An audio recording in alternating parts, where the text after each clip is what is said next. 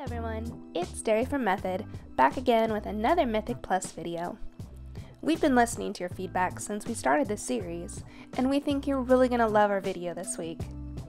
We're going to be talking about each affix, give tips and tricks, and then talk about which dungeons to avoid that week. To get all this done, we worked with Shakib, who's widely considered one of the best Mythic Plus vengeance tanks in the world.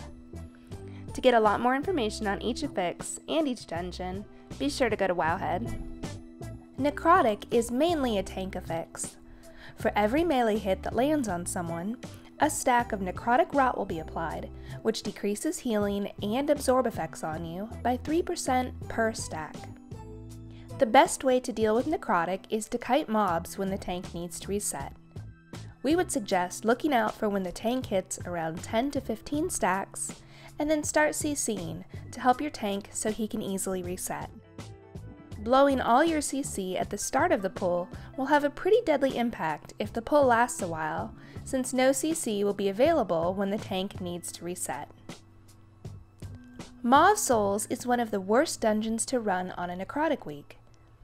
The reason for this is that first off, Maw is a pretty tight instance, which doesn't leave much room to kite in.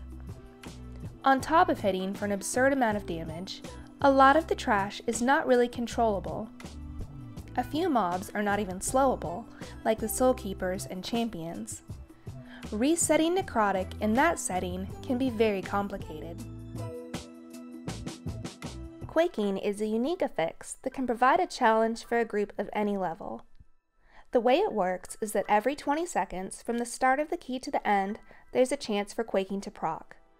Whenever the affix does proc, all 5 party members will have an 8-yard circle around them, which will inflict 20% of maximum health damage and interrupt all spellcasting. A lot of high keys require Prydas, and quaking affects that heavily because it will eat chunks of your Prydas every time it comes around. The best way to deal with this is to save a defensive cooldown for the big hits where you have a smaller Prydas. Darkheart Thicket is probably the worst dungeon to run on a quaking week. Out of the 4 bosses, the final 3 have either massive AoE hits, with Xavius having a heavy single target hits on top of heavy AoE burst at 50%. Quaking can really disrupt the fights in this dungeon. An example of this is if quaking triggers in the middle of the downdraft cast. Your healer might not be able to catch back up before Earthshaking Roar. Sanguine Ichor is a pool that forms on the ground and deals 15% maximum health damage to allies and 5% maximum health healing to enemies that step on it every second. The best way to deal with this affix is to use stuns early. Save your silences and knockbacks for when mobs are about to die, so you can keep the mobs on the move. That way they don't stop and cast in the middle of a pool. Blackrock Hold has to be the dungeon where Sanguine stands out. The trash in BRH likes to stop moving in order to cast, resulting in a lot of Sanguine healing. The hallway after the Illusana Ravencrest fight is the most impactful hallway for the affix, since a lot of the scavengers will just stop moving, cast for 5 to 6 seconds, finish the cast, and then start again right away. This can be very frustrating if you don't have several knockbacks or grips in your group. During a skittish week, enemies will be a lot less affected by tank threat. This is another affix that's mainly tank-oriented, but it has to be kept in mind by everybody. Tanks can go with more burst-oriented trinkets and legendaries to try to grab aggro faster. Meanwhile, DPS have to keep in mind that they most likely cannot pop big offensive cooldowns the moment the tank picks up a pack, or they'll rip aggro right off the tank and mess up the pool. The worst dungeons to do during skittish weeks are dungeons where you aim to kite mobs, since the tank will not be able to generate a lot of threat from range.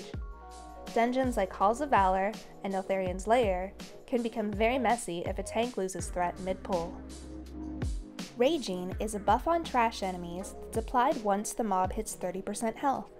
2 things to note about Raging: it does not apply to bosses, and Raging never appears in a fortified rotation. Thanks, Blizz! The best way to deal with Raging is to save CC or other defensive cooldowns for when mobs hit 30% health, since they won't be deadly before hitting that threshold. The dungeon we would not recommend during Raging Week is Maw of Souls. A lot of the trash is already not CCable, which means that even after 30%, you'll be threatened or hit by abilities the entire time. A very dangerous example is the Sea-Cursed Soulkeeper's Brackwater Blast debuff once they hit Enraged. During a teaming week, some packs will have more trash than usual. Bosses remain untouched. The best way to deal with teaming is to know the difference in packs. This requires outside of dungeon learning, since once you're inside the dungeon, you may be surprised by a cute but deadly mob in the middle of a usually very easy pack. The worst dungeon to attempt during a teaming week is Archway. Double Inquisitors in front of Zakal kinda explains it all. More mana wraiths in Withered packs will destroy your tank. And you also get pretty nasty packs in front of Ivanir and Korstalax with several deadly mobs doubled up.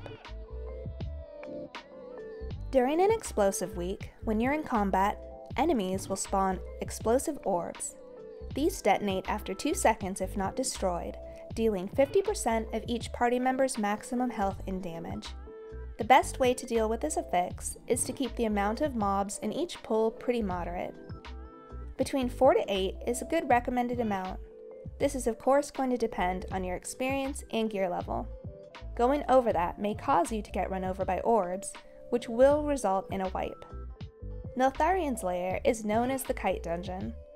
A lot of teams aim to pull several pelters and breakers together and kite them. This strategy will cause explosives to spawn far behind you, leading you to take a lot more time on these pulls, or the explosives will eventually overwhelm you because you've fallen behind. Bolstering empowers enemies with a 20% extra health and damage buff whenever enemies die within 30 yards of each other. The best way to deal with this affix is to keep the pull sizes small. Keep an eye out for trash health disparity. If a mob or two have higher health than others, try to keep them separate. Prioritize them before blasting your AoE damage. The worst dungeon to run during a bolstering week would be Blackrockhold. The trash has a lot of varying health pools. Apart from the Bat Staircase, almost every pack has mobs with more health than others, which will lead to some bolstering craziness. This dungeon has been known to be done with big pools, but then bolstering comes in and stops you from doing that completely. During a Grievous week, when a player is below 90% health, he'll start to suffer increased damage over time until healed back up over 90% health. This affix is mainly a healing affix, but DPS can do some things to help out, such as popping health stones or healing potions, and always being mindful of avoidable damage. Seat can be a pretty devastating Grievous dungeon. A lot of classes struggle with the first boss's Umbra Shift cast. Having Grievous stack up during it will make it even less likely for them to come back out alive. The third and last boss will also be hard to keep up with. Grievous will make it harder to recover on the third boss after every tentacle cast or his massive AoE cast Entropic Force. The last boss has a constant increasing pulse damage, which makes topping people off to remove the Grievous stacks very difficult. During a bursting week, when slain, enemies will explode, causing all players to suffer 10% of their maximum health in damage over 4 seconds. This effect stacks. Popular belief is that pulling big during bursting is bad. While this is true in most cases, it is manageable if you coordinate everything dying at once. What will make bursting very bad is when you make your healer heal through 2 ticks of 13 stacks, 1 tick of 14 stacks, and then a full 15 stacks because you didn't kill everything at once. You can pull a big pack if everyone has their defensive cooldowns ready. The worst dungeon for bursting is definitely Lower Karzhan. The amount of small packs that you encounter back to back will make your healer run out of cooldowns to save you. As a tank, you have to be very patient and careful with your pulls, because a lot of trash is pretty easy to pull since they pad around. During Volcanic, enemies will cause volcano patches on the ground. These will explode shortly afterwards, dealing high damage to whoever is caught standing inside it. This affix is pretty straightforward. Just be mindful of where you are and move out of the puddle. This is the only affix that everybody is happy to see since there's no real downside to it. Make sure to knock out as many dungeons as you can during Volcanic Week. During Fortified, trash mobs have 20% more health and deal 30% more damage. This affix does not affect bosses in any way. Fortified will sometimes require you to spend cooldowns on trash that you would usually just blast through. Some packs might even be worth using a big cooldown like Bloodlust to make sure you make it out alive.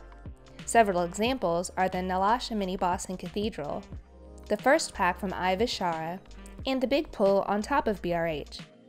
Saving Lust for some hard bosses like Xavius might be worth it, but just keep in mind that Lust doesn't have to be a boss-only cooldown.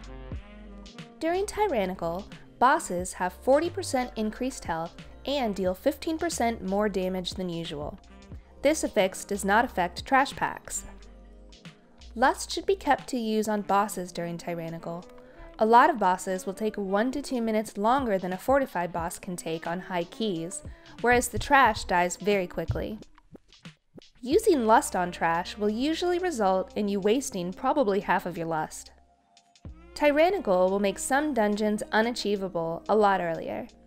For example, you could maybe do a 26 court on Fortified, but during Tyrannical, you would get run over by the second boss on a 24, because she takes so long. Shakib has also given us his top 3 affix combinations. The first combo is Sanguine Necrotic Fortified. This is probably the best affix combination since the recent Sanguine Volcanic Week was removed. This combo doesn't have much of an impact on most bosses, which is what will usually cap out a group early in a high key. Most of the trash can be CC'd to help the tank out with Necrotic, and bringing several knockbacks will help a lot for Sanguine. The top 3 dungeons to run during Sanguine Necrotic Fortified are Court of Stars, Upper Karazhan, and Darkheart Thicket. Sanguine Grievous Fortified is the second best affix combination, and it resembles the previous combination quite a bit. The main difference being that some bosses are a lot harder than they usually are, especially constant damage bosses, since your healer has to pop cooldowns earlier to remove the Grievous stacks off the party. The top 3 dungeons to run during Sanguine Grievous Fortified are Halls of Valor, Darkheart Thicket, and Archway. Shakib's third favorite combination is Bursting, Quaking, Fortified. Even though you have to go a little slower for some packs, Bursting doesn't impact too much of the flow of most dungeons, allowing you to push during this week. Quaking will be a bit of a pain for bosses where you want to use Pradas, so be sure to have more defensive cooldowns available than usual. Xavius, however, will be very annoying this week. The top 3 dungeons to run during a Bursting, Quaking, Fortified week are Cathedral of Eternal Night, Vault of the Wardens, and Court of Stars. We hope you enjoyed this video. Please know we're really listening to your feedback, and if there's something you want to see, please comment below. If you enjoyed this video, hit like, and don't forget to subscribe. On behalf of Shakib and Wowhead, thanks for watching, and we'll see you next time.